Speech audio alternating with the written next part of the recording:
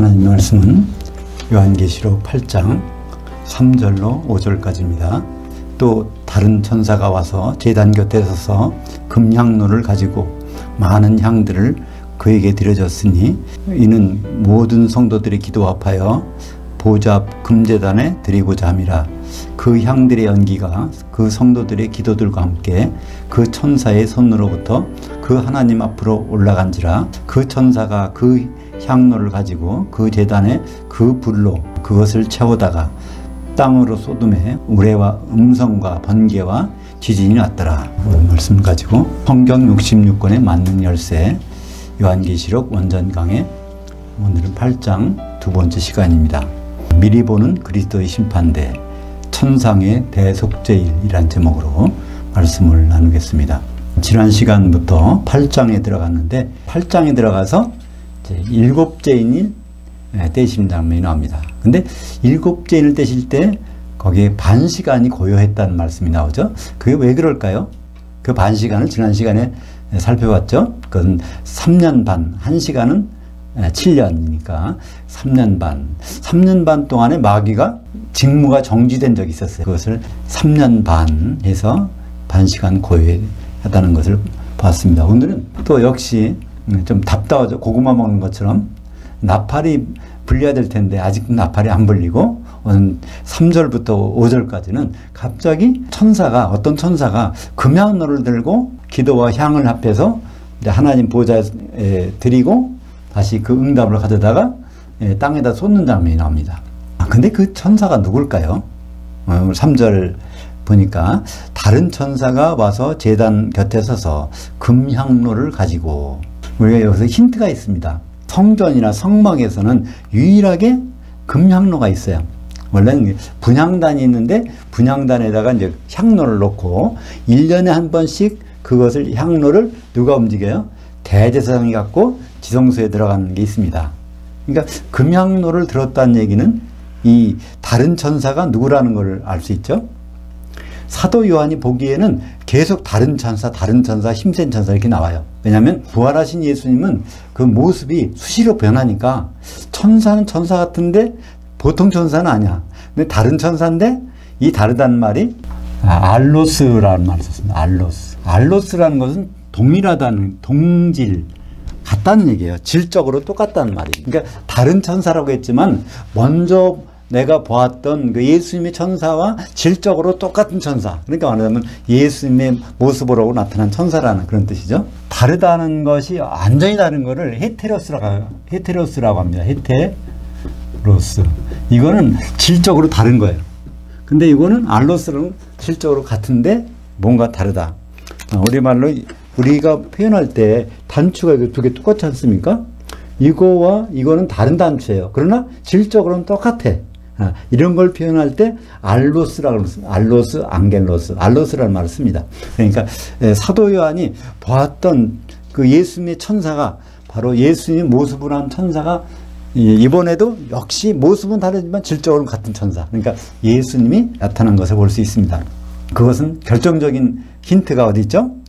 금향로를 가지시는 분이에요. 구약의 성막 성전에서 금향로를 가지고 다닐 수 있는 분은 유일하게 대제사장밖에 없어요. 히브리서 9장 3절과 4절 그리고 7절을 보겠습니다. 또 둘째 휘장대에 있는 장막을 지성소로 일컫나니 금향로와 사면을 금으로 싼 언약궤가 있고 그 안에 만나를 담은 금항아리와 아론의 쌍난 지팡이와 언약의 돌판들이 있고, 오직 둘째 장막은 대제사장이 홀로 1년에 한 번 들어가되 자기와 백성의 허물을 위하여 드리는 피 없이는 아니하나니. 여기에 그러니까 대제사장이 1년에 한 번 들어갈 때 이 금향로를 가지고 지성소에 들어갑니다.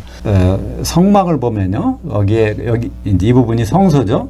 여기 지성소가 있는데 이 성소에는 입구에 들어가자마자 오른쪽에 뭐가 있어요? 떡상이 있죠. 진설병이 있고, 왼쪽에 뭐가 있습니까? 등대가 있어요. 여기에 분향단이 있습니다. 향단. 근데 이 향단에다가 향로가 이제 있는데 1년에 한 번은 요 향로를 들고 대제사장이 여기 안에 들어가는 거예요. 요 안에를 지성소라고 합니다. 지성소. 그러니까 하나님과 만나는 장소죠. 그러니까 오늘 3절 요한계시록 8장 3절에서 그 천사는 대제사장이신 예수님. 예수님은 하나님이세요.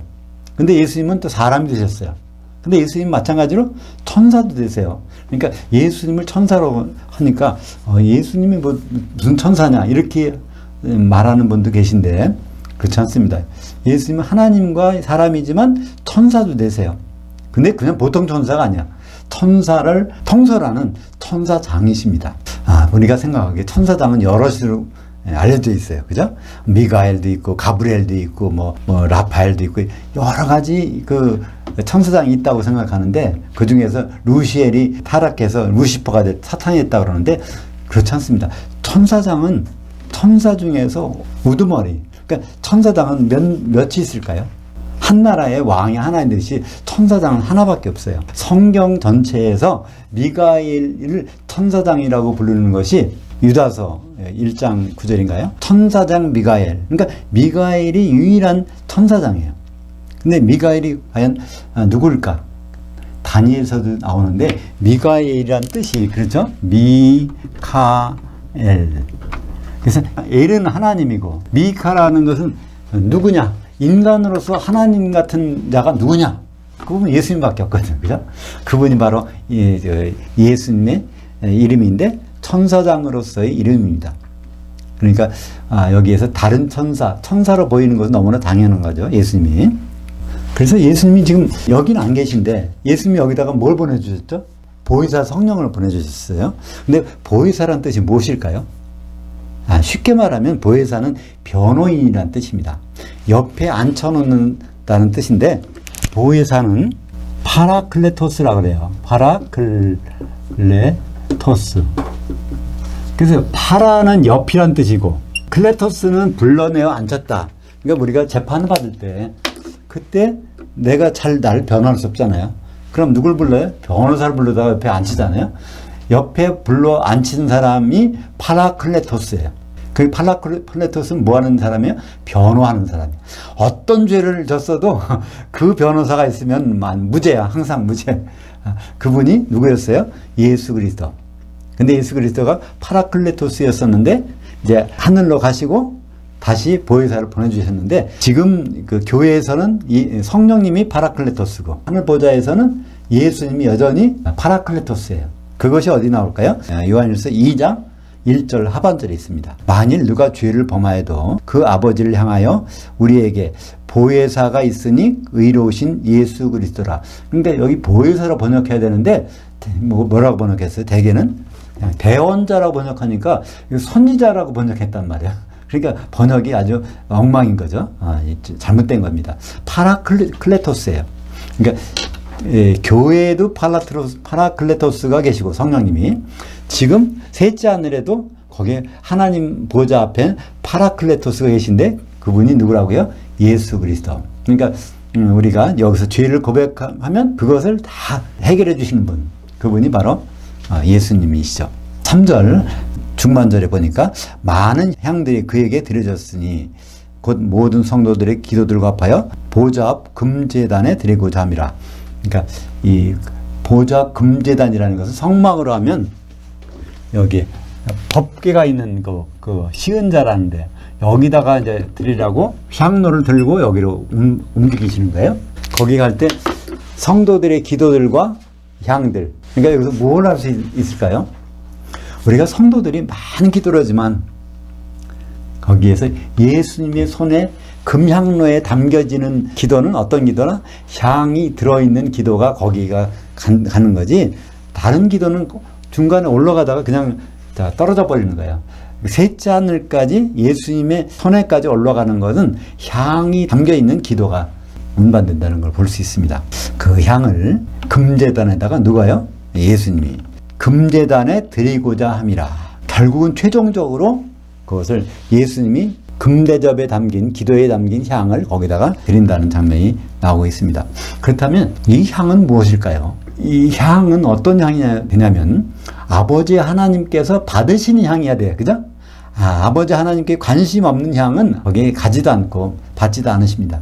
그렇다면 아버지가 받으시는 향은 무엇일까? 그것이 출애굽기 30장 34절부터 36절까지 나옵니다. 향을 만드는 방법이 독특해요. 출애굽기 30장 34절부터 35절까지 보면요.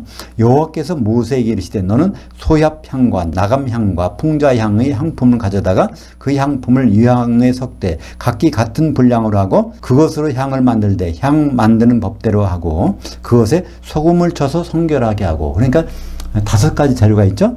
소합향, 나감향, 풍자향, 유향, 소금. 소합향은 지난번에 이제 요한계시록 5장에서 이건 설명이 나온 부분이니까 간단히 하고 나가겠습니다. 소합향은 송진 같은 거를 가루로 만든 거. 그러니까 나무가 상처가 나면 진액을 뽑아서 그거를 상처를 덮어주잖아요. 상처를 보호해 주는 거. 그러니까 예수님이 우리의 죄를 다 덮어주시는 그걸 나타내는 거죠. 그 나감향이라는 건 조개 껍질을 잘게 부숴가지고 만든 향이에요.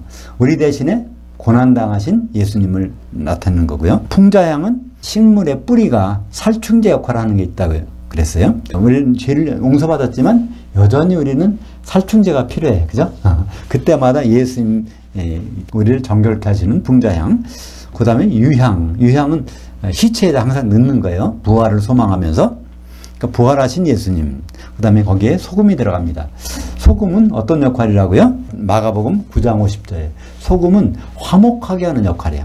국수를 가늘게 뽑으려면 소금을 좀 많이 넣는다 그러죠. 그러니까 라면 먹을 때 국물을 조심하라고 하는 이유가 보통 국수발을 뽑을 때보다 라면발을 가늘게 뽑을 때는 거기에 소금이 많이 들어간다고 해요. 그러니까 소금은 하여튼 이걸 뭉치는 역할을 해. 그러니까 예수님이 산상수훈에서 그 8가지 복을 말씀하신 다음에 그 다음에 첫 번째로 하신 말씀이 마태복음 5장 13절이에요. 우리는 그냥 흔히 세상의 빛과 소금의 역할을 하자 이렇게 알고 있는데 이건 전혀 그런 게 아닙니다. 거기에는 먼저 소금부터 나와요. 그리고 세상이 아니에요. 세상은 코스모스인데 코스모스가 아니라 거기에 헬라어 게를 썼어요.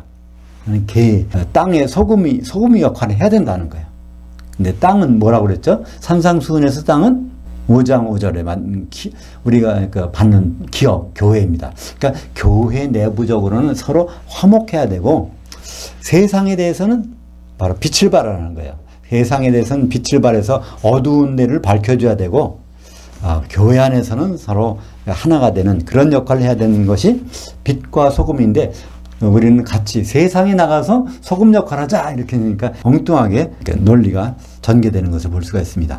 그래서 이 향과 성도들의 기도가 뭐라고 그러죠? 대접인데 거기 담겨서 그 천사의 손, 역시 이 천사는 예수님이죠. 예수님이 대제사장으로서 이걸 하나님 보좌 앞으로 올라가는 걸로 볼 수 있습니다. 근데 향은 어떻게 올라갈까요?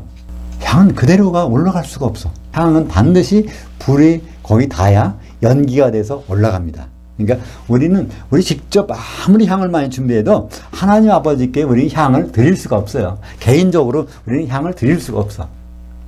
내가 기도를 아무리 열심히 한다고 해도 이게 상다 드릴 수가 없어요. 내 향은 그냥 향으로 땅에 있는 거예요. 향이 바로 예수님께 옮겨져서 거기서 바로 향이 연기가 돼야 그것이 보좌에 상달되는 것을 볼 수 있습니다. 그래서 우리가 얼마나 교회가 중요한지 한 몸이 돼서 성도들이 그거를 같이 드리는 것이 중요한지를 생각할 수 있습니다. 그러니까 그 천사가 그 향료를 가지고 그 제단불로 그것을 채우다가 땅으로 쏟음에 우레와 음성과 번개와 지진이 났더라. 기도를 다 가지고 모아서 그 제단에 드렸더니 그때 그 그릇에다가 불을 담아서 이 땅에서 쏟으니까 땅에 우레와 음성과 번개와 지진이 났더라. 특별히 지진이라는 건 뭐라고 그랬습니까? 아니, 여섯 번째 일 떨어질 때 그게 나왔죠. 지진. 땅이 갈라지는 거. 그것은 바로 교회가 심판을 받는 것을 나타냅니다. 그러니까 여기에서 나팔이 쭉 불리기 전에 이미 나팔이 마지막에 불렸을 때 7번째 나팔이 불렸을 때 교회가 심판받는 것을 여기에서 먼저 보여주고 이제 앞으로 7나팔이 전개되는 그런 내용을 우리에게 소개해주고 있는 것입니다.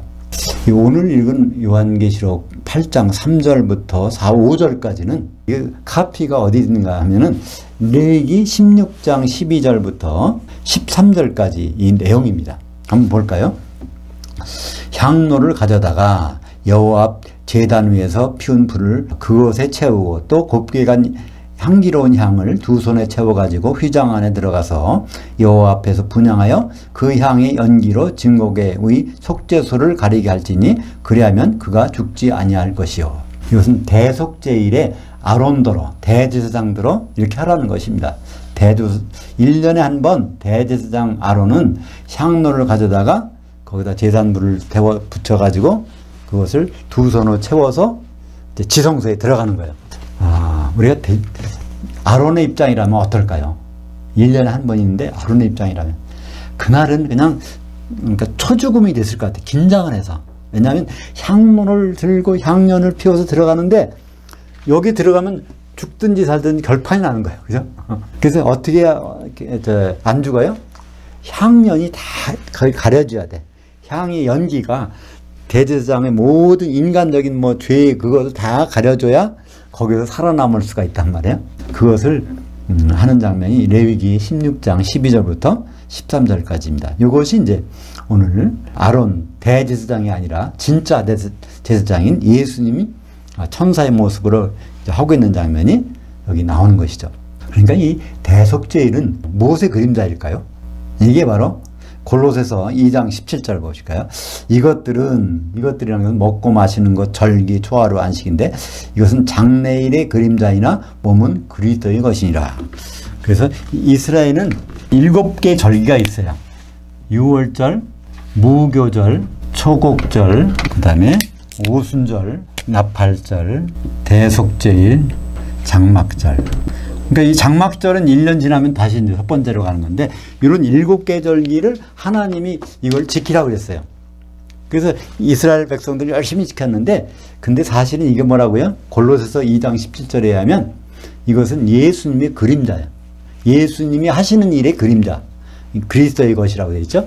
그러니까 예수님이 이걸 완성시키셨어요.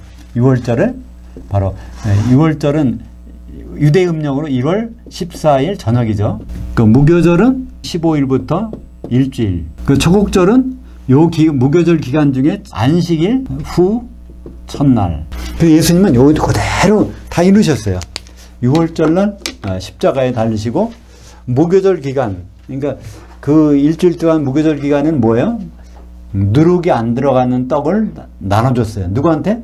옥에 있는 영들에게 가서 나눠주셨잖아요. 그죠? 복음이 바로 누룩이 안 들어가 있는 생명의 떡이란 말이에요. 그것을 복음을 옥에 있는 영들에게 나눠주셨어. 그러니까 이것도 완성됐고 초곡절, 곡식단 이제 흔들리는 예수님이 부활해서 흔들리는 것. 그것이 무교절 기간 중에 안식 후 첫날 그때 이제 흔들렸단 말이에요. 이제 요걸 다 이루시고 오순절은 떡 2개를 기름에 반죽해서 흔드는 날이야. 근데 이때 마침 성령의 기름이 내려서 한 덩어리 떡은 누가 됐어요? 사도들. 같은 날에 3,000명의 성도들이 또 성령의 이제 성령 세례라는 걸 받아서 또 떡 2개가 흔들린 날이 무교절. 그러니까 오순절이에요. 오순절은 떡 2개가 흔들려야 돼. 근데 이것이 사도들의 떡과 성도들의 떡으로 해서 흔들린 날. 이것이 바로 교회입니다. 그죠? 오순절날. 그 다음에 아직은 나팔절은 아직 안 왔어요. 그래서 나팔절은 나팔이 울리는 건데 요때 나팔은 사실은 마지막 나팔입니다. 요거 나팔절이 울리면 나팔절은 7월 1일, 대속제일은 7월 10일, 장막절은 7월 15일부터 일주일. 나팔절이 울리면 이제 완전히 새 시대가 되는 거예요. 주님이 재림하시는 걸 나타내고 있습니다. 근데 그 다음이 대속제일이 있는데 이 대속제일이 주님이 재림하시면 바로 장막 혼인잔치에 들어가는 것이 아니라 심판대가 있어요.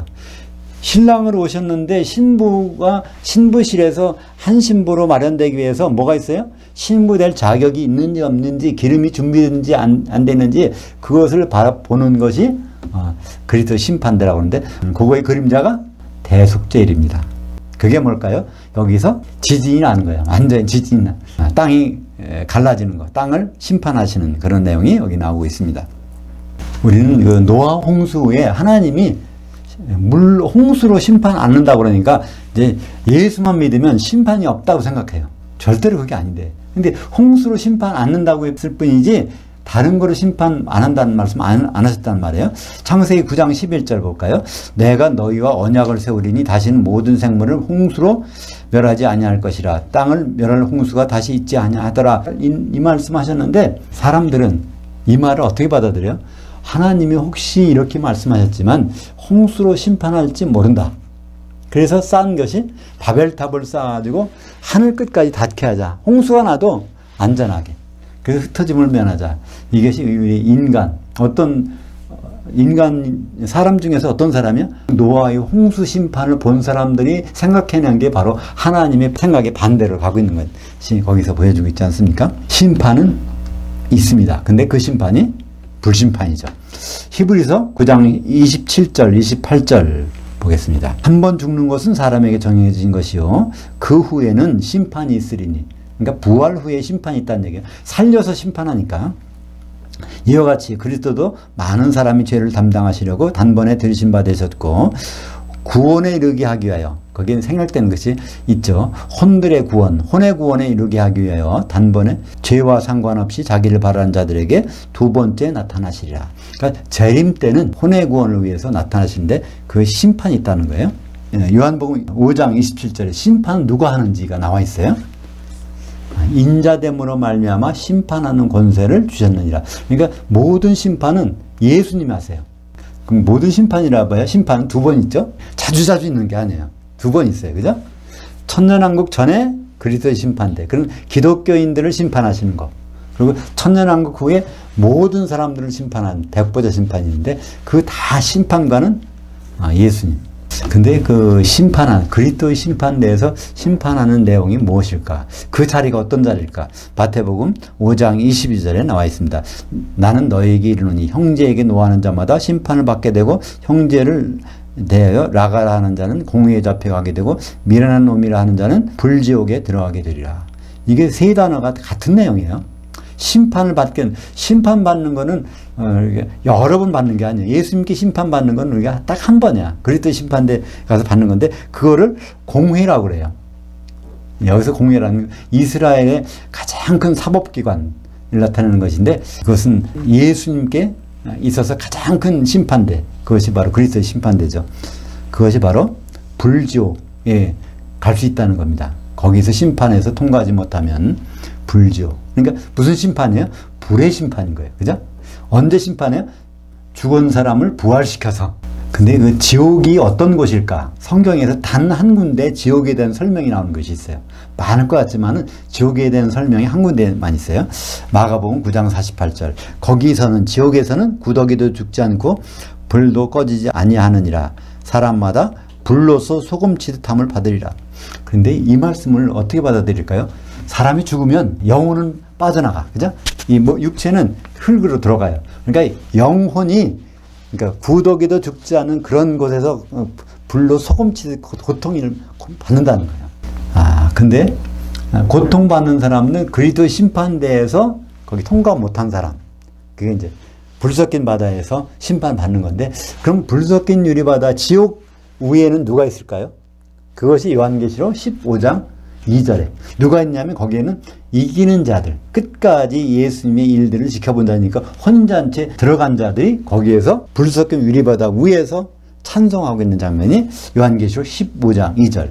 또 내가 보니 불 섞인 유리바다 같은 것이 있고 짐승과 그의 우상과 그의 이름의 수를 벗어난 이기는 자들이 그 유리바다 위에 서서, 그러니까 7년 환란을 벗어났다는 거죠. 짐승을 벗어난 거니까 7년 환란을 벗어나서 거기서 이기는 자들은 그 바다, 불 섞인 유리바다 위에. 그러니까 어떤 심판이라는 걸 알 수 있어요? 불심판이라는 걸 알 수 있죠. 그리고 그 바다는 바로 불지옥이라는 걸 알 수 있죠. 그래서 두 군데로 나눠지는 거죠. 그죠? 천년왕국에 들어갈 사람과 거기 못 들어간 사람은 요한계시록 18장 21절. 이에 한 힘센 천사가 큰 맷돌 같은 돌을 들어 그 바다, 불 섞인 유리바다, 불심판이니까 안으로 던져 이르되 큰 성 바벨론이 이같이 비참하게 던져져 결코 다시 보이지 아니하리로다. 여기 불 섞인 유리바다라고 하면요. 근데 여기에서 위라는 말은 여기에 위에, 그 헬라어로 에피라고 그래요. 에피, 위에 있는 거. 그러니까 공중이겠죠. 이 불 섞인 유리바다 위에는 이기는 자들이 있어. 근데 불석경 유리바다 안으로, 이걸 에이스라고 그래. 에이스. 전치사가. 에이스는 속으로, 안으로라는 얘기야. 안으로. 불석경 유리바다 속으로 들어간 거는 누가 들어갔어요? 큰성 바벨론. 불석경 유리바다 위에서 찬송하는 사람들은 이기는 자들. 그러니까 이기는 자가 못 되면 다 지옥으로 간다는 그런 논리입니다. 그러니까 우리 예수 믿는 사람들은 다 휴거돼서 전부 다 공중으로 올라가게 돼요. 예수님 오시면. 근데 거기서 이기는 자가 아니라면 불석경 유리바다 던져진다는 얘기예요. 굉장히 심각한 얘기잖아요. 중간 단계가 없어요. 거기서 옆으로 가는 것도 없어. 그러니까 참 심각한 얘기입니다. 그러니까 오늘 말씀 중에서 우리가 뭘 생각해야 될까요? 예수님에 드려지는 기도도 중요하지만 기도에 향이 담긴 기도가 들어가서 그게 바로 이제 상달돼서 그거를 기준으로 심판이 내려지는 거예요. 그죠? 그걸 기준으로. 그러니까 금대접 기도에 향이 담겨진 것을 예수님께서 향연기로 만들어서 하나님 앞까지 드리면 그 다음에 거기 있는 것을 불로 담아다가 땅을 갈라지게 한다는 것이에요. 근데 많은 사람들이 기도해야지. 나는 기도해. 그래서 기도를 뭐라고 생각하기 때문에 그럴까요? 기도는 향이라고 생각하기 때문에 내가 항상 기도의 향을 피워드려야 된다. 그렇게 된다고 생각을 해요. 왜냐하면 향은 항상 구약에서 이 성막이나 성전에서 향은 항상 1년 365일 하루에 24시간 피워야 돼. 그러니까 우리는 기도를 끝이지 말아야 된다. 기도는 호흡이다. 그러면서 기도를 끝이지 말자. 그 기도를 강조하고 있는데 사실은 그게 어디서 나온다면 요한계시록 5장 8절을 오해해서 그렇습니다. 한번 요한계시록 5장 8절 볼까요? 그 두루마리를 취하심에 네 생물들과 24장로들이 그 어린 양 앞에 엎드려 각각 검은고와 향들이 가득한 금대접들을 가졌으니 이것들은 성도들의 기도들이라. 근데 여기서 번역을 한결같이 뭐라고 번역해요? 향이라고 해요. 향은 성도의 기도라. 이 향. 그러니까 향이 성도의 기도가 향으로 하나님께 상달되는 거라고 생각하는, 그러니까 향만 드리면 된다, 기도만 드리면 된다 생각하는데 이 문장 요한계시록 5장 8절에서 그게 뭐예요? 이것들은 대접들입니다. 대접들은 그게 기도라는 거예요. 그 대접에다가 뭐를 담았느냐가 중요한 것이지 대접을 운반해서 하나님께 드렸다는 것은 그것은 필요는 하지만 그 빈 대접일 때는 그 올라가지 않는단 말이에요. 그죠? 우리가 아무리 기도를 많이 올려도 거기 향이 안 담겨 있으면 이게 올라가다 중간에 어딘가에서 떨어져. 왜냐하면 예수님께 도달되는 그 기도는 향이 담긴 기도니까. 그죠? 그 향이라는 것이 과연 무엇일까? 예수님이 그 향이십니다. 그러니까 우리가 향 담긴 기도를 올려야 된다면 우리가 예수님의 몸을 이루을 때 그 몸에서 나는 취취, 그 예수님의 향기가 그게 담겨져야 올라간다는 얘기예요. 그러니까 기도가, 개인 기도 아무리 100번 해봐야 그게 담기겠어요? 예수님 몸을 이루어야 그 예수님의 향기가 날 텐데, 그죠? 에베소서 5장 2절에 바로 예수님이 그 하나님이 기뻐 받으시는 향기라고 되어 있습니다. 그리스도께서 너희를 사랑하신 것 같이 너희도 사랑 가운데서 행하라. 이게 세 계명이죠. 아가페 사랑으로 서로 사랑하라는 것이 이제 세 계명이란 말이에요. 그러니까 세 계명을 지키라는 거죠. 그는 우리를 위하여 자신을 버리사 향기로운 냄새를 목적으로 제물과 희생제물로 그 하나님께 드리셨느니라. 그러니까 예수님이 그 향기를 바라기 위해서 하나님께 드려졌어요. 하나님이 받으시는 향이 있는데 바로 그걸 위해서 예수님이 향기로 드리셨다는 것입니다. 그러니까 하나님은 그 향기, 그 냄새밖에는 받지 않으세요. 그러니까 우리가 어떻게 그 향을 만들 수 있을까? 그러니까 예수님의 몸을 이루어서, 그죠?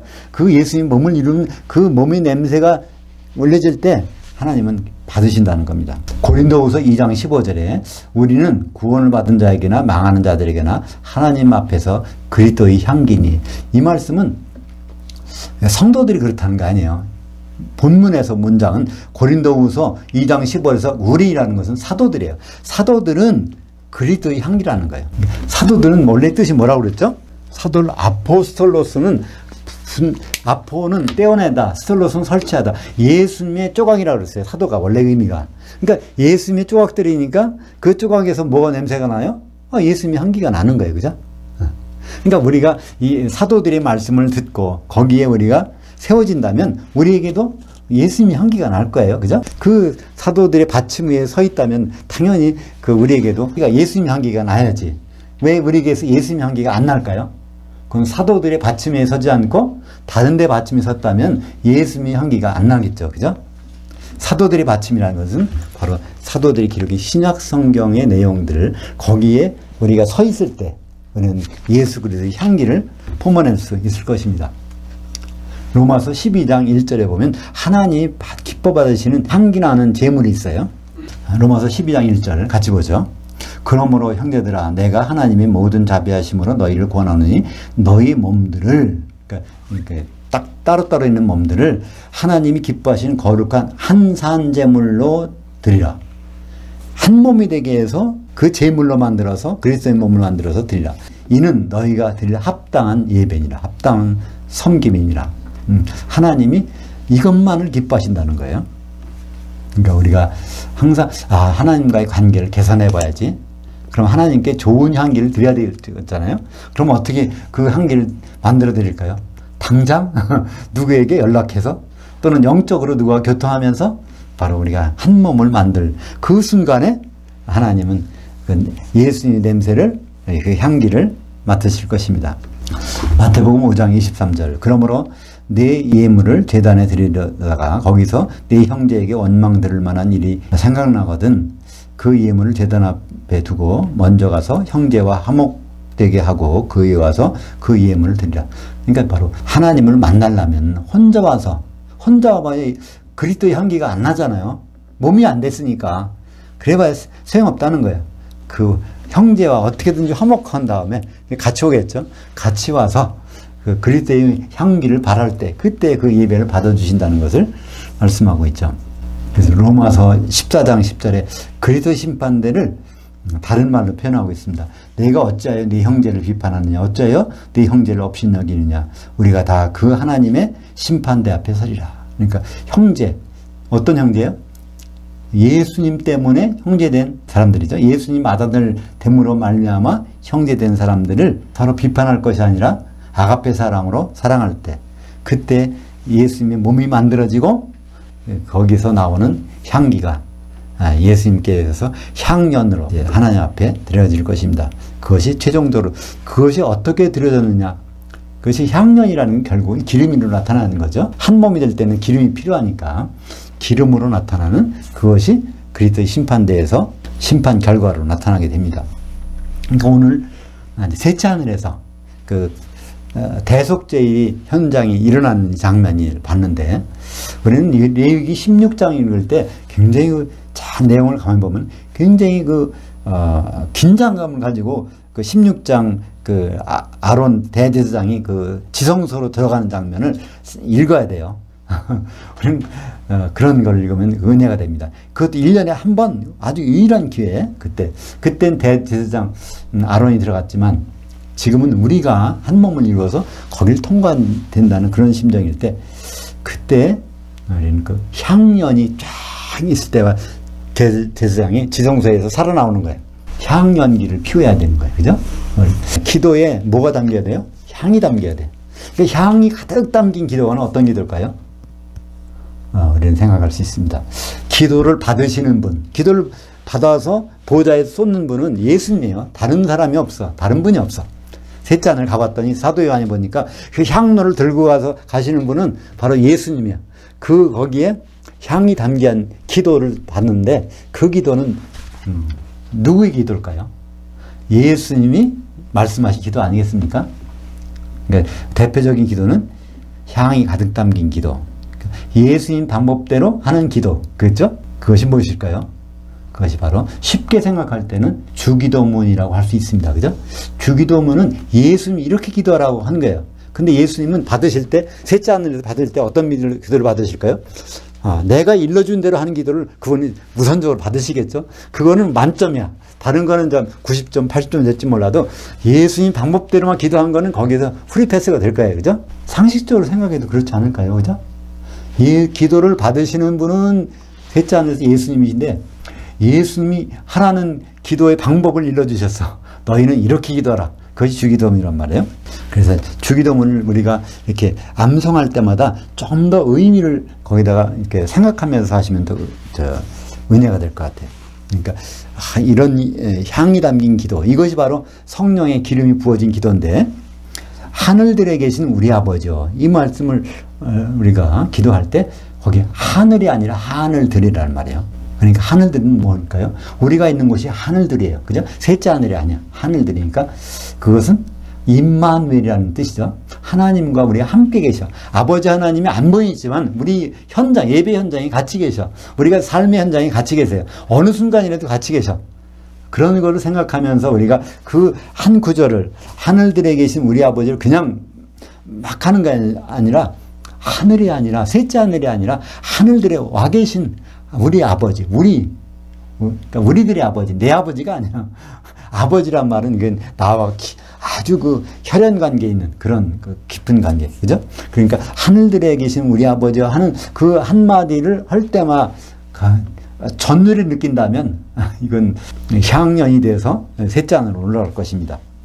그 다음에 아버지 이름이 거룩히 여김을 받으시오며, 아버지의 이름은 출애굽기 3장 14절에 남아 있어요. 그죠?